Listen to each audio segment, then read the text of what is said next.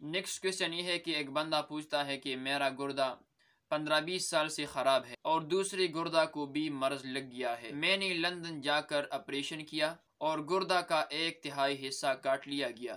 اب میں روزہ کی طاقت نہیں رکھتا اور وہاں ڈاکٹروں نے کہا کہ آپ روزانہ کم از کم 12 گلاس پانی پی لیا کریں، تو کیا میں رمضان کا فدیہ دے سکتا ہوں؟ جواب یہ ہے کہ آپ تجربہ کریں کہ پانی نہ پینے سے کون سی نقصان میں اضافہ ہوتا ہے۔ پس اگر تجربہ کے بعد معلوم ہوا کہ واضح طور پر تکلیف میں اضافہ ہو رہا ہے تو یہ تجربہ بھی کریں کہ اتنی مقدار پانی رات کے وقت پوری کرنے سے کفایت ہو سکتی ہے یا نہیں۔ اگر کفایت نہیں ہو سکتی ہو اور آپ صاحب استطاعت ہو تو سرد علاقہ کو جا سکتے ہو، اور پھر تکلیف نہ ہو تو آپ فدیہ نہیں دے سکتے، اور بصورت عکس اگر استطاعت نہیں تو فدیہ دے سکتے ہیں۔